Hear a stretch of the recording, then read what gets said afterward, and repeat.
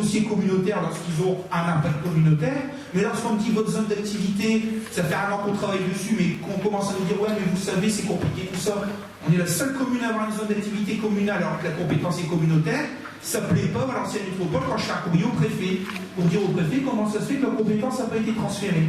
Mais c'est pas grave, on ira jusqu'au bout. On ira, moi j'irai jusqu'au bout. Je ne fais pas de politique politicienne, j'ai des gens avec qui je m'entends bien dans tous les partis politiques de toutes les couleurs, mais voilà, il y a des gens avec qui je m'entends pas qui seraient peut-être plutôt proches de moi politiquement. Maintenant, je pense qu'il faut travailler dans le respect de tous, dans la transparence et dans l'équité du territoire. J'aimais bien l'ancien slogan de l'ancienne métropole, solidaire pour gagner l'avenir. Malheureusement, il a été changé. J'espère que l'état d'esprit n'a pas été aussi. Voilà, pour les informations que j'avais à donner. Désolé pour cette petite tribune, mais il fallait que je le dise là-dessus. Voilà pour les infos. Alors, y a-t-il des questions encore? Non, désolé, on passe au vote. Avis contraire, abstention, voter à l'unanimité, je vous remercie. La suite, alors c'est une motion de soutien à l'action de l'Association des maires de France pour alerter solennellement les pouvoirs publics sur les conséquences de la baisse massive des dotations de l'État. Alors, par chance, pour 2015, on verra 2016, Yves Rochin a plutôt été épargné sur sa baisse de dotation, notamment via la DSU, une compensation par une augmentation de la DSU. Ça ne veut pas dire, comme je disais tout à l'heure, qu'on ne doit pas être solidaire de communes qui se prennent pour certaines des claques d'un point de vue financier. On ne sait pas non plus ce que l'avenir nous réserve. Est-ce qu'en 2016, on aura toujours cette chance d'être un petit peu épargné, voire 2017 en tout cas, aujourd'hui, nous, on est assez solidaires. Je crois que sur les 36 000, il y avait déjà plus de 10 000 communes qui avaient délibéré. C'est assez significatif, hein. Encore une fois, sans faire polémique politicienne au-delà des couleurs politiques. Mais voilà, on en demande de plus en plus à nos communes. On parlait tout à l'heure de la réforme des rythmes scolaires. On nous demande bientôt, on va nous demander de gérer la qualité de l'air dans la commune. Alors, si il va falloir faire. Il va falloir embaucher des ingénieurs pour prendre la qualité de l'air, j'en sais rien. Mais à côté de ça, on dit, oh, faites de plus en plus, mais on vous donne de moins en moins. À un moment, bon voilà, il faut peut-être inverser cette spirale-là. Et oui, bien sûr, c'est pas d'aujourd'hui. Ça a été successif avec l'ensemble des gouvernements. Sur les questions de sécurité que j'abordais la dernière fois avec la police, sur l'histoire de la gendarmerie et compagnie, le RGPP, je dis clairement ici, Nicolas Sarkozy, a été bête. Remplacer un fonctionnaire sur deux, c'est bête. Quand je dis bête, c'est quoi? Il y a des services où effectivement il y a peut-être besoin de ne pas remplacer des fonctionnaires parce que l'informatique arrive entre deux, il y a de nouvelles méthodes de travail.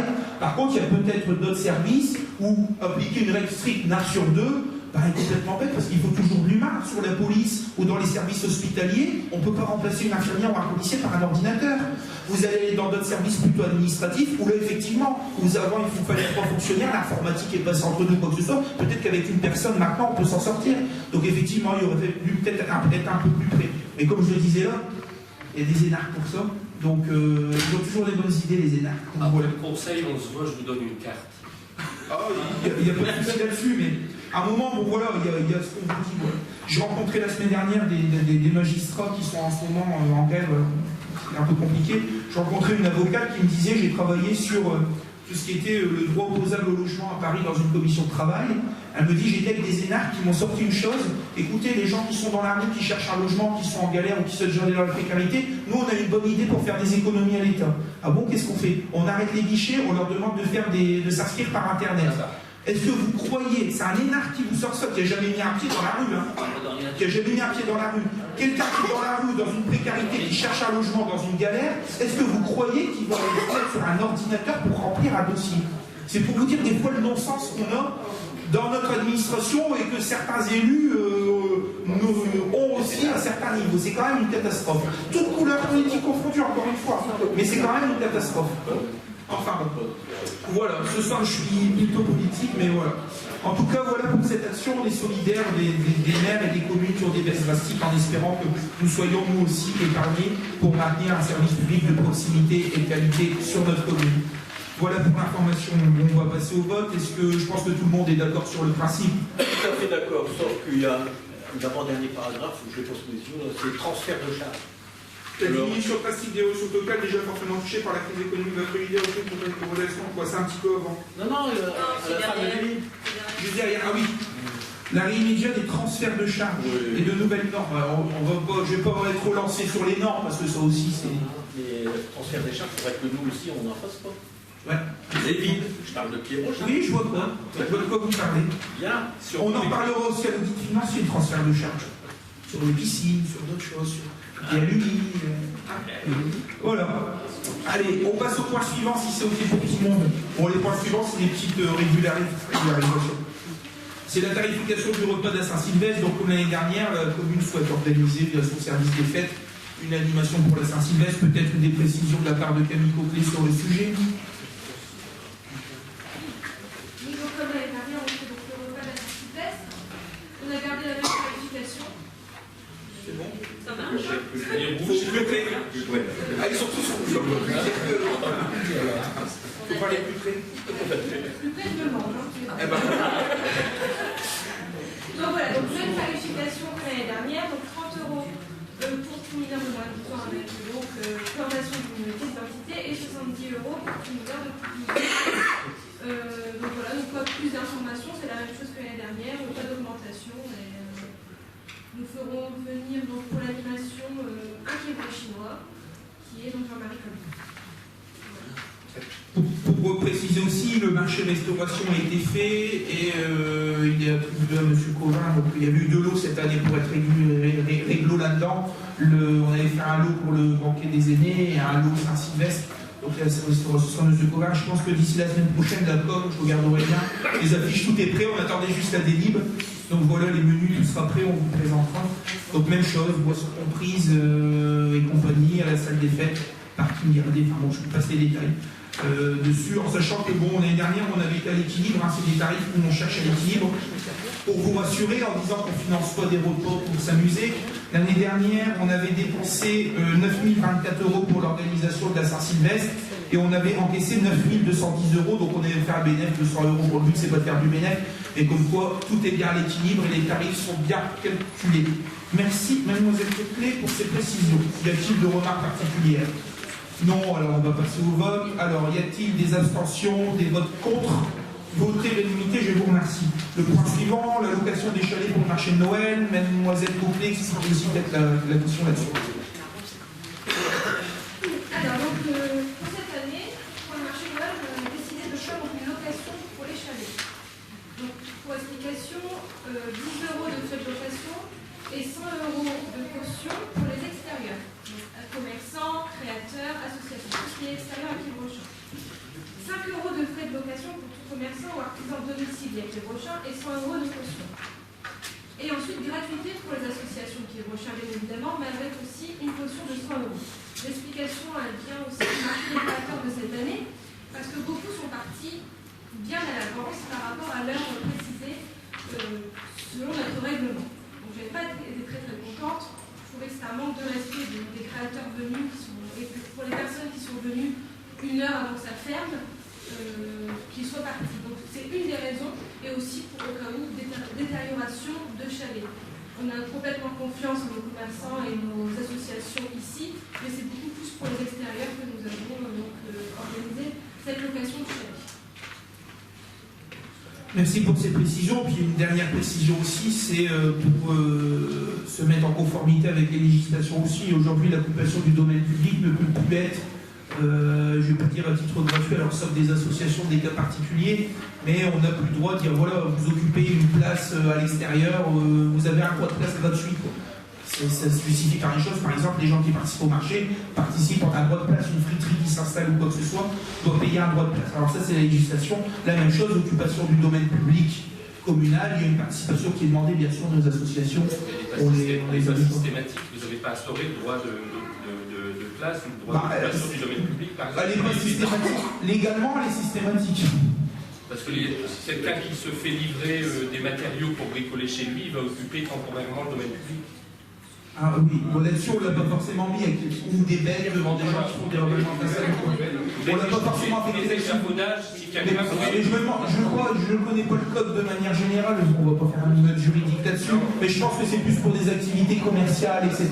Dès que l'occupation du domaine public va permettre à la personne qui l'occupe d'avoir une activité commerciale qui va lui ramener des fonds, automatiquement il est comporté comme un cirque, comme les forains, comme pas mal de choses. Voilà. Je suis pas sûr, hein, je donne ça, mais je pense qu'il doit avoir l'aspect commercial derrière. Exemple, on l'a fait pour les CDGAM, l'occupation du domaine public par les CDGAM, derrière c'est commercial parce qu'en réalisant des ouvrages, en faisant des chantiers, ça permet de faire de nouveaux contrats et puis de faire encaisser de l'argent aux fournisseurs d'énergie. Voilà, bon, je ne sais pas s'il y a des questions particulières là-dessus. Pas de questions particulières, on passe au vote. Abstention, avis contraire, vote à l'unanimité, je vous remercie. Même chose, tarification de la patinoire, mademoiselle Bouclé. Oui, donc la patinoire, comme l'année dernière, 50 centimes d'euros par demi-heure. Et donc les recettes seront encaissées sur la régie cérémonie, spectacle et manifestation. Donc pareil que l'année dernière. Rien de spécial là-dessus. Alors on passe au vote, abstention, avis contraire, vote à l'unanimité, je vous remercie. Le point suivant, c'est l'institution du permis de démolir sur le territoire de Quiévrochin. La parole est à monsieur Donné, adjoint à l'urbanisme. Merci monsieur le maire. Chez le vote essentiel. Alors, institution du permis de démolir sur le territoire de Quiévrochin. L'ordonnance 2005-1527 du 8 décembre 2005 relative au permis de construire et aux autorisations d'urbanisme, ainsi que son décret d'application, ont modifié le code de l'urbanisme. En effet, sur la commune de Quiévrochin, il n'y avait plus de permis de démolir. Aucune autorisation n'était nécessaire. Ce qui a pu poser des problèmes d'existence de bâtiments et puis de recensement des bâtiments par les services fiscaux. Voilà. Alors, les circonstances qui instaurent l'autorisation du permis de démolir sont les suivantes. Donc, ça peut être une construction située dans un domaine, un secteur sauvegardé, de démolition, pardon, située dans un domaine sauvegardé, dont le périmètre est délimité, ou dans un périmètre de restauration immobilière, inscrite au monument historique adossé à un immeuble classé au titre des monuments historiques, située dans le champ de visibilité d'un monument historique, située dans un site inscrit ou classé selon le code de l'environnement, identifié comme devant être protégé par un plan local d'urbanisme en application du 7e de l'article L123.1 situé dans un périmètre délimité par le plan en application du même article ou dans une commune non dotée d'un plan local d'urbanisme ou d'un document d'urbanisme en tenant lieu, identifié par la délibération du conseil municipal prise après enquête publique comme constituant un élément du patrimoine ou de paysage à protéger et à mettre en valeur. Alors, après toutes ces remarques, le conseil municipal peut promulguer donc ce permis de démolir. Donc c'est l'article L421-27 prévoit cette exception. En effet, il prévoit que doivent être précédés d'un permis de démolir les travaux ayant pour objet de démolir ou de rendre inutilisable toute ou partie d'une construction située dans une commune ou dans une partie de commune où le conseil municipal a décidé d'instituer le permis de démolir.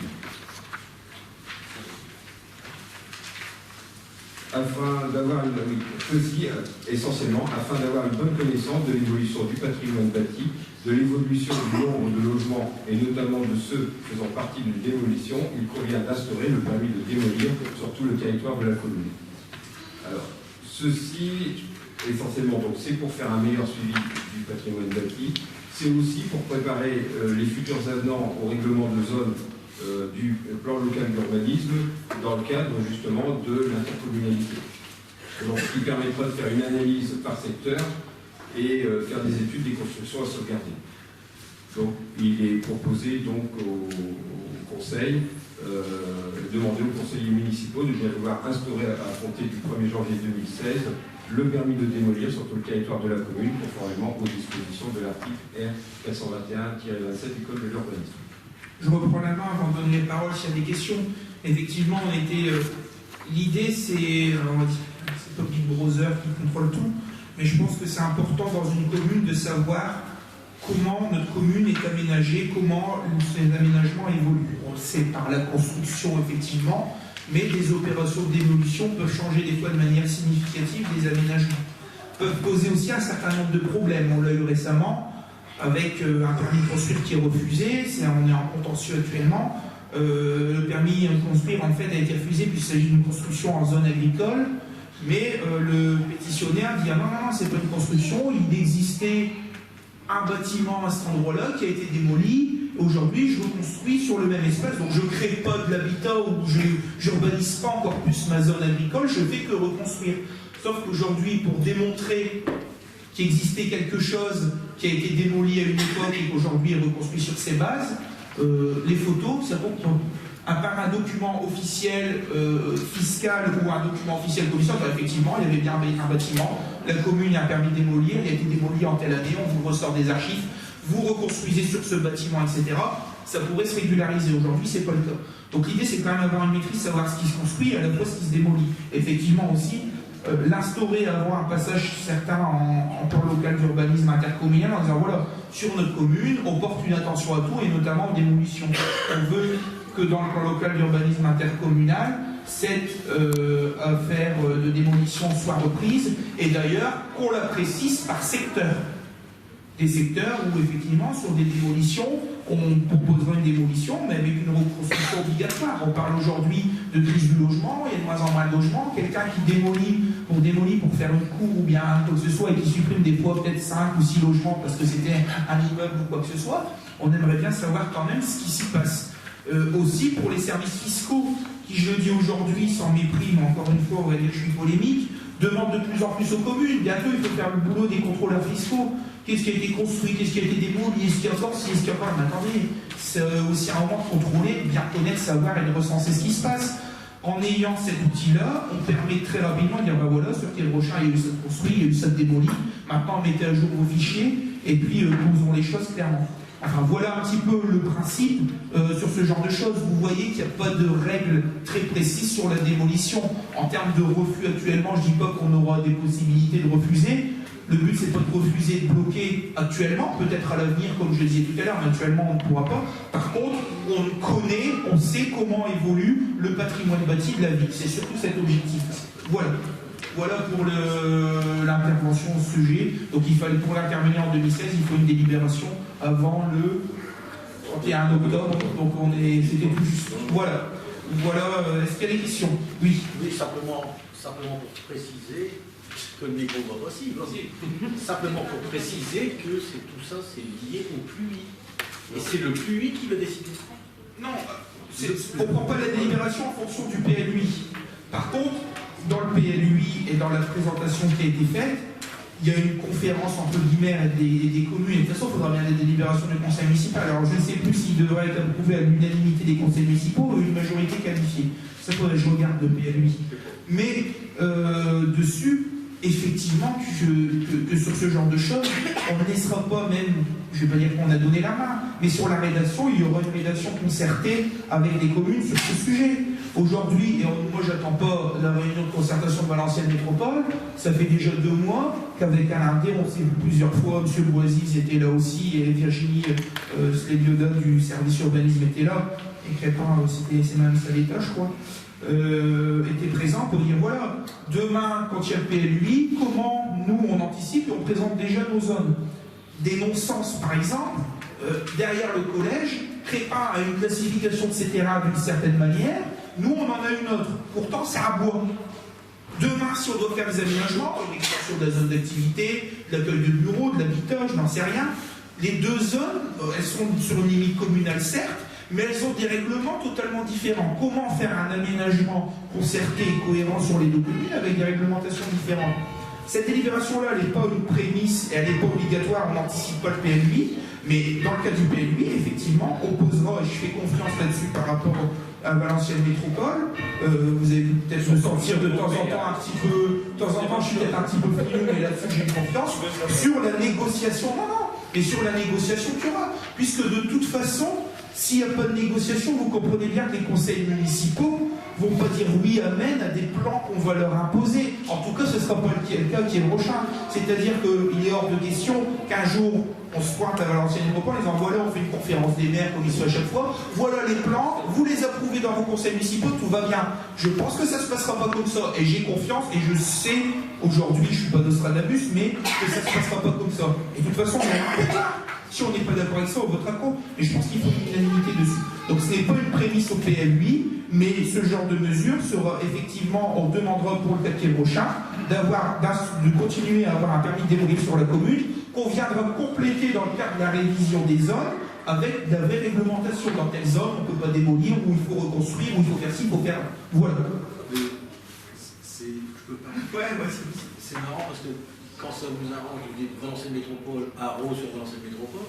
Et quand vous prenez un transfert de compétences que vous avez prise ici, 100 000, je le précise quand même, là vous dites, je fais confiance quand même à la présidente. Vous avez le droit, vous avez raison, et vous avez le droit de faire confiance. Mais demain, si ça change, si comme vous le disiez, par des hasards politiques, c'était plus la même chose, qui vous dit que demain, le conseil municipal de Quiroche pourra interdire le zonage? Non, non, non, nous ne serons plus compétents.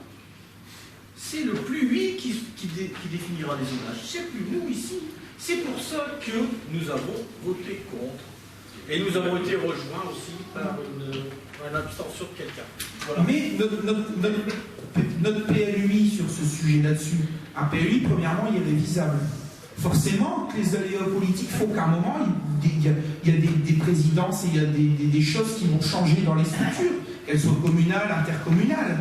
Donc effectivement, je ne suis pas Nostradamus là-dessus. Moi, j'ai une confiance sur la façon de faire aujourd'hui. Je rappelle la même chose quand même, vous parlez de transfert de charge. Si non, transfert de compétences et de charge aussi. Puisqu'il y a une commission locale d'études de transfert de charge. Mais que je revienne là-dessus, forcément, mais que je revienne là-dessus, sur la question du PLUI. Demain, c'est votre façon de voir, je la respecte, vous avez une position dessus. Moi, j'en ai personnellement une autre, et le conseil municipal ici s'est rejoint sur cette position-là, sur le fait qu'on a vu plusieurs choses. Comment s'accorder sur des zones frontalières, je le disais tout à l'heure, entre communes, pour avoir des plans locaux d'urbanisme cohérents. Demain, comme il y avait... Demain, je donne un exemple.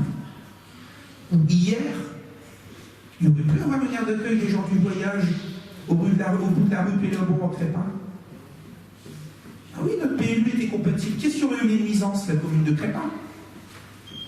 Aujourd'hui, qu'est-ce que Crépin aurait pu faire? Ça.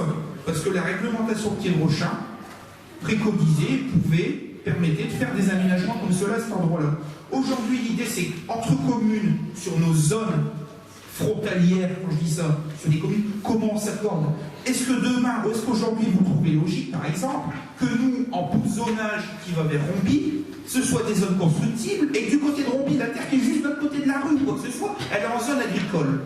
Le but demain, via le PLUI, c'est de s'accorder là-dessus. Maintenant, comme vous dites, il y aura peut-être des changements de gouvernance ou quoi que ce soit. Aux forces politiques de se positionner pendant les changements de gouvernance, qu'ils soient minoritaires, majoritaires. Mais sur ce genre de choses, ça fait partie du jeu et des risques de la démocratie. Moi, je reste assez confiant. Un PLUI, il est révisable. Et puis, il y a des élections toujours, assez souvent en France de manière quand même, qui font que le personnel politique évolue de manière assez significative. Espérons que ça se passe pour le mieux. Maintenant, il n'y a pas de haro sur Valenciennes Métropole quand ça m'arrange, et puis un maire plutôt très gentil avec des judalos là-dessus. Il y a juste un maire qui dit des fois je ne suis pas d'accord avec certaines politiques et je le fais savoir parce que je suis défenseur de la commune, tout en étant constructif. Et des fois, il y a un maire qui dit voilà, bah, effectivement, là-dessus j'ai une confiance et je pense qu'on peut y aller. Maintenant, pour moi, il y a des éléments réunis plutôt positifs sur l'élaboration du PLUI et on garde toujours un pouvoir. On ne l'adopte pas. Si une commune le refuse, si ça veut être adopté à l'unité, il y a une commune qui le refuse ou qui se positionne dessus, il faut tout revoir. Et pourquoi elle le refuserait? Soit par principe, comme vous l'avez dit, parce qu'elle n'est pas d'accord, ou soit parce qu'elle n'est pas satisfaite du zonage de sa commune. Et que, par un vote contre, elle dit voilà, n'étant pas satisfaite du zonage de ma commune, je vote contre et je bloque la machine. Je reviens juste sur une chose, le PLUI, il sauve quand même quelques communes. Des communes qui sont aujourd'hui en plan, en POS, en plan d'occupation des sols, ou même sans plan d'urbanisme pour certaines, qui, s'il n'y avait pas eu l'adoption du PLUI, seraient dans une situation administrative hasardeuse actuellement. Je le disais tout à l'heure, solidaire pour gagner l'avenir, solidaire aussi de ces communes-là pour qu'ils aient toujours maîtrise sur leur territoire et un outil dessus. Maintenant, c'était leur choix de le mettre en place, il fallait l'anticiper, ça c'est un autre débat. Mais autre chose aussi, s'il n'y avait pas eu de PLUI, même si on a des transferts de charges, une révision de PLU comme Quiroche, ça coûte 20 000 €. Il y aura un transfert de charge, parce qu'effectivement, tout va être évalué en disant, puisque c'est l'AMO qui va prendre à sa charge la révision du PLU, on va demander à un moment une participation commune qui aurait été plus ou moins équivalente à ce genre de choses. Mais aujourd'hui, on a mis la structure pour le faire, on a pas mal de choses à faire, ça prend du temps aussi. Une révision de PLU, elle aurait déjà dû être faite. On est dans les clous où elle devait être faite maintenant. Au bout de 10 ans, elle date de 2004, on est en 2014-2015, ça aurait dû être fait. Mais sur ce genre de choses, moi j'ai une confiance et je pense que ce sera bien fait et comptez sur moi, et je pense sur pas mal d'élus, pour être totalement vigilant à ce sujet.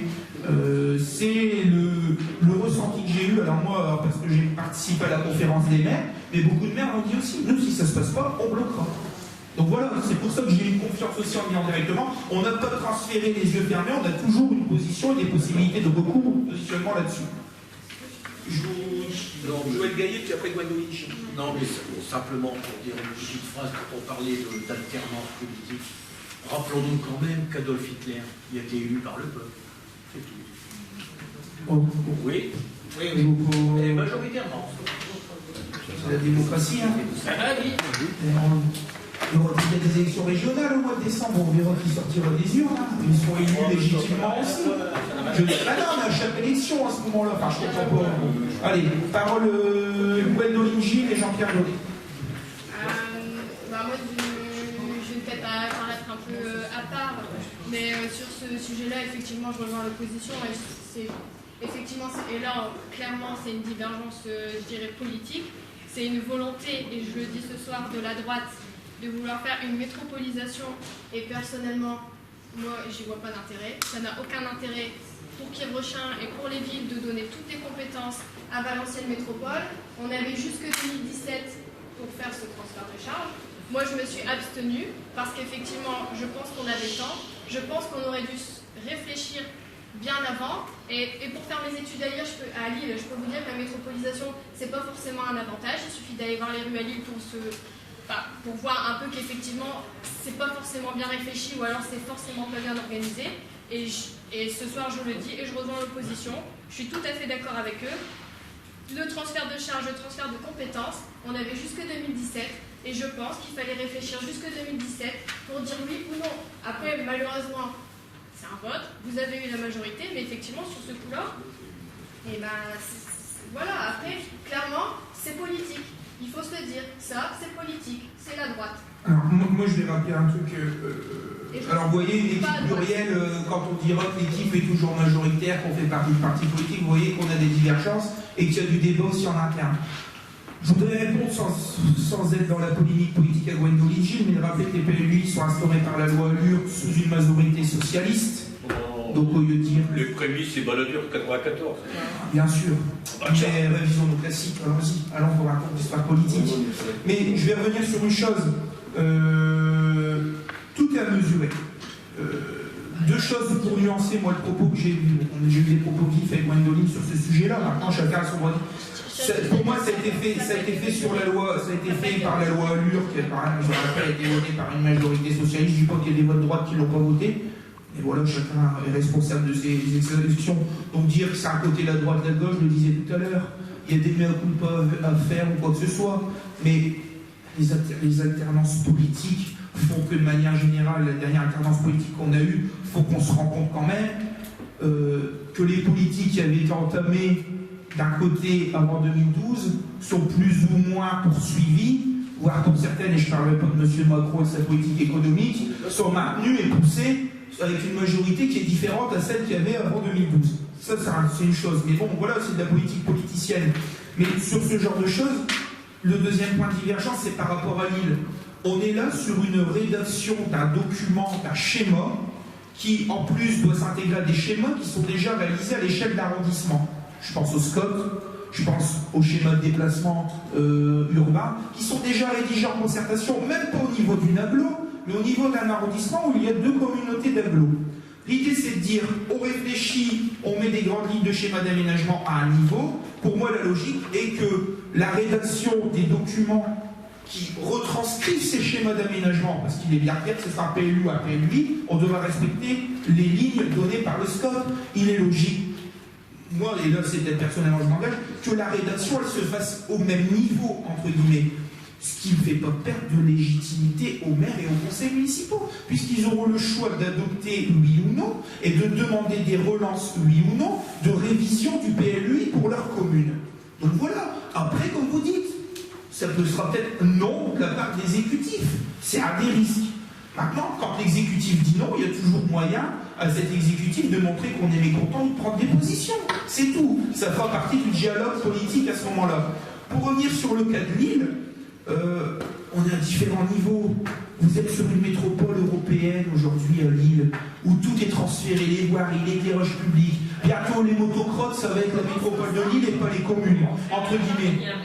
Il y a quand même, je rappellerai une chose, un choix et une orientation qui a été votée à l'unanimité des groupes, je vois égalité ici, mais des élus de Valenciennes Métropole, de dire la politique communautaire que nous voulons, c'est une politique avec une agglo qui est force d'investissement et pas force de fonctionnement. Ça veut bien dire une chose et une nouvelle garantie, le fait que demain, certainement que l'agglo n'aura pas la même politique de gestion et de compétences que la métropole de Lille, premièrement par sa taille, je l'ai dit, et deuxièmement par sa volonté politique en étant une agglo d'investissement et en créant un minimum de fonctionnement. On le sait que la gestion des poubelles, des voiries, c'est créer du fonctionnement. C'est encore une seconde garantie de dire que Valenciennes Métropole ne va pas prendre la main sur tout. Maintenant, je veux pas avancer sur tout, mais qu'on se pose aussi des questions à un moment. Quelle est la volonté et l'orientation des gouvernements de couleurs politiques différentes mais qui se succèdent en France sur l'aménagement et la répartition des compétences territoriales? Il y a une loi NOTRe qui a été votée, c'est une catastrophe. Alors on a voté pour des conseillers départementaux, on vote pour des conseillers régionaux, la loi NOTRe elle devait régler les compétences, mais on ne sait toujours pas. Non mais c'est une catastrophe, je le dis aujourd'hui, sans vouloir être polémique. Sur une autre chose, on ne sait pas où, franchement, on ne sait pas où on va. Est-ce qu'aujourd'hui, et qu'on nous dise clairement sur les gouvernements de gauche ou de droite, est-ce que vous voulez clairement des regroupements communaux comme dans d'autres pays, en Belgique où il n'y a plus forcément de communes, où c'est plutôt une commune de 10 à 12 000 habitants qui regroupe plusieurs entités? Dites-le nous clairement. Et puis mettons en place ce genre de choses, mais soyez clairs, mais ne dites pas, bah oui, mais on peut fusionner, mais vous n'êtes pas obligé, ou on vous met une carotte, si vous fusionnez, on vous donne des moyens, ou quoi que ce soit, qu'on soit clair, ou qu'on nous dise non, on veut garder des communes avec des compétences, et qu'on arrête ce type de réforme. Maintenant, voilà, il y avait une possibilité, la possibilité a été saisie par le Conseil, on a des divergences d'opinion, et c'est normal, ça fait partie de la démocratie, et ce qui fait que vous avez voté, je le rappelle encore une fois, pour une liste sans étiquette et plurielle, où il y a des gens qui viennent d'horizons différents et qui ont des idées différentes. Et je le rappelle encore une fois, aucune personne n'est gérée, il n'y a aucune marionnette ici, à moins que certains veulent le dire, aucune personne reçoit d'ordre d'un parti politique ou de je ne sais qui, où il y a monsieur le maire qui passe, qui fait le vampire en disant « faut voter comme ça, sinon ça va aller mal ». Je pense que ça change d'une époque à Thiers-Brochin, où il y avait beaucoup moins d'élus autour de la table, où il y avait beaucoup moins de temps, laissez-moi terminer, où il y avait certainement beaucoup moins d'élus autour de la table, et où, pour discuter avec d'anciens élus, il n'y avait pas forcément... Mais je le regrette, c'est comme dans beaucoup de communes, vous le savez, vous êtes à l'agglo aussi, il y a des discussions, il y a des groupes, il y a des ordres, des consignes de vote ou quoi que ce soit. Mais moi je veux juste vous démontrer une chose, c'est qu'en face de ça, on a des divergences des fois qui font que on est une équipe à la fois plurielle et que les électeurs ne peuvent pas dire qu'ils se sont fait berner sur le fait qu'il y a un chef qui dicte tout, il y a un parti politique derrière. On est des gens différents, on pense différemment. Je respecte la vie de Gwendoline Gilles qui a des arguments qui sont valables aussi, qu'on peut rejoindre. Moi j'ai d'autres arguments, d'autres personnes pensent autrement ici. Comme elle l'a dit, on a voté, il y a une majorité qui s'est positionnée, voilà. Bon, je vais laisser la parole à Jean-Pierre Donnet et Gwendoline Gilles qui a demandé, puis après je conclue et on passe au vote. Merci, monsieur le maire. Bon, tout d'abord, premièrement, je n'ai pas demandé cette délibération pour des raisons de préparation directement liées au futur PLUI. C'est essentiellement dû à des dossiers litigieux et parfois même embêtants pour les pétitionnaires que je vais mettre en place cette autorisation de démolition. Donc ça, c'est la première chose. Ensuite, donc c'est dans le but essentiellement de protéger les propriétaires. Le PLUI, au plus tôt, il sera effectif à partir de 2017, au plus tôt. C'est bien ça, M. Boisy. Au courant 2017, donc si tout va bien. Non, M. Boisy, alors, M. Boisy, des janvier 2016, et M. le maire l'a rappelé, il y a des communes qui sont très intéressées pour que ça ils lancent leur poste tout de suite. Non, je suis pas d'accord avec vous. Si un engagement, vous avez mal lu vos délibérations à l'agglo, je suis désolé, vous avez mal lu le procédé. Si des communes d'une communauté d'agglo ont engagé un processus de passage en plan local d'urbanisme intercommunal avant 2017, même si ce plan d'urbanisme intercommunal n'est pas encore applicable parce qu'il n'a pas été réalisé en 2017, puisqu'elles ont fait leur démarche, elles sont protégées par des postes qui devenaient caducs, ou par des PLE, alors les PLE n'étaient pas concernés, mais par des postes qui devenaient caducs. Ça veut dire qu'il ne sera pas forcément applicable au 1er janvier 2017. Mais non. Je te laisse aller.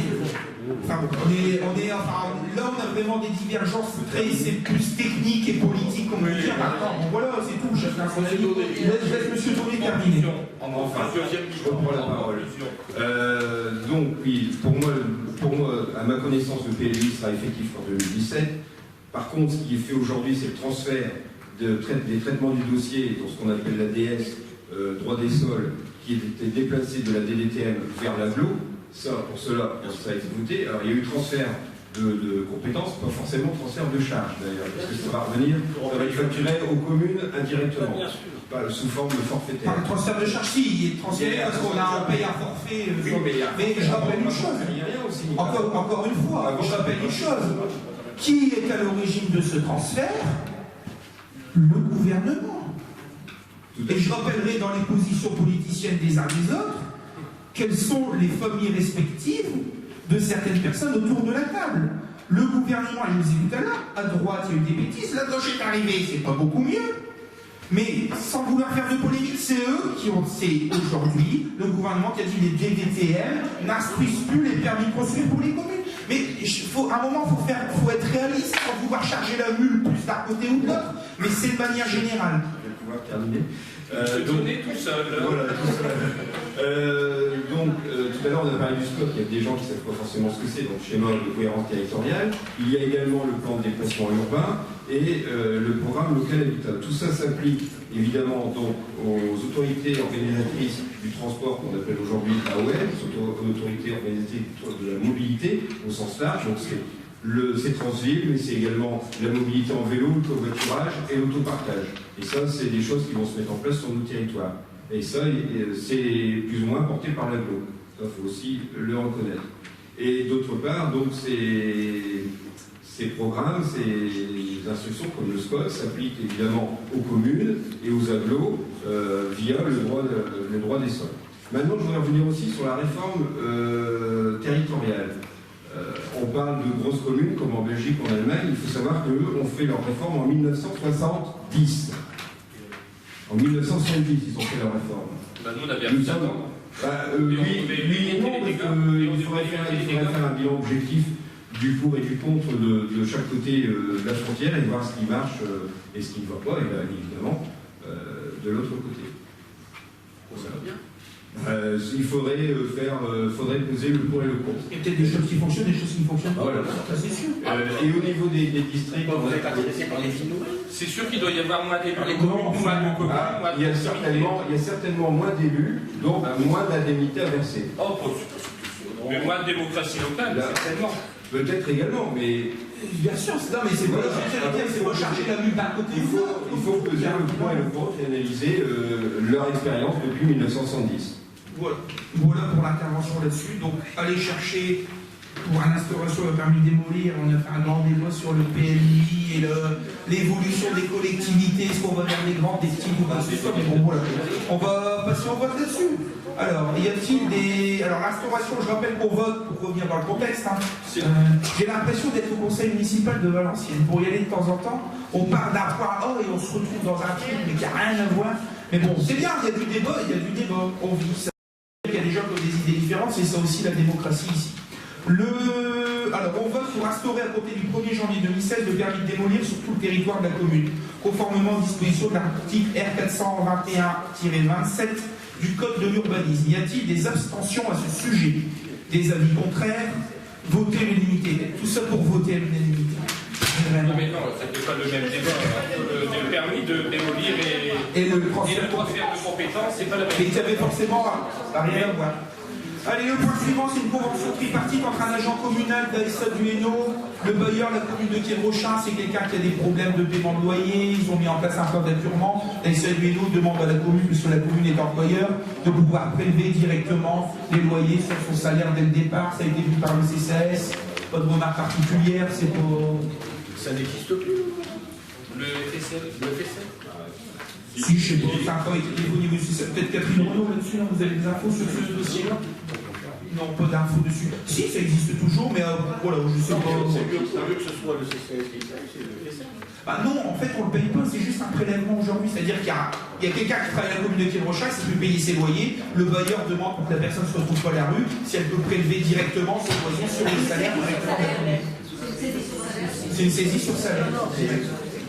Il existe le FSM qui vient en aide quand il y a des impayés de loyer. Bah certainement, avant d'en arriver là, c'est quelque chose qui est même du CCAS, c'est que le dossier a été monté, ça passe pas ou qu'il y a quelque chose. Y a-t-il non, mais quand ça remonte du CCAS comme ça, c'est qu'on a déjà essayé un certain nombre de solutions, et certainement que le FSL, au vu des agents, on l'a testé, que ça passait pas. Ouais. On vous demande de passer au vote, est-ce qu'on est OK là-dessus? Il n'y a pas d'avis contraire, d'abstention, à l'unanimité. Le point suivant, c'est l'avenant numéro 1 à la convention de partenariat de l'association Alliance au CEJ. Donc vous vous souvenez qu'on avait on avait voté au dernier conseil des conventions pour les associations, notamment Centre social, et pour l'Alliance, il manquait un certain nombre d'informations qui font que les subventions étaient ajournées, notamment chez Alliance, celle du CEJ, qui représente un montant de 19 000 €. Vous avez ici un bilan financier. En ce qui concerne le Centre social, il y a un travail qui est fait avec l'Hégémonie actuellement. Cette semaine, il y avait encore des personnes qui rendaient des bilans. De toute façon, ça a dû avancer puisqu'il fallait rendre des bilans pour les actions contradictives avant le 15 octobre. Et là, ils sont en train de travailler sur les bilans. Donc voilà. Non, mais pour clarifier, donner les éléments comptables et techniques pour qu'on puisse voter les CEJ 2015. Voilà. Donc, prochain conseil, ça sera le Centre social. Oui, non, j'ai budget à travailler dessus.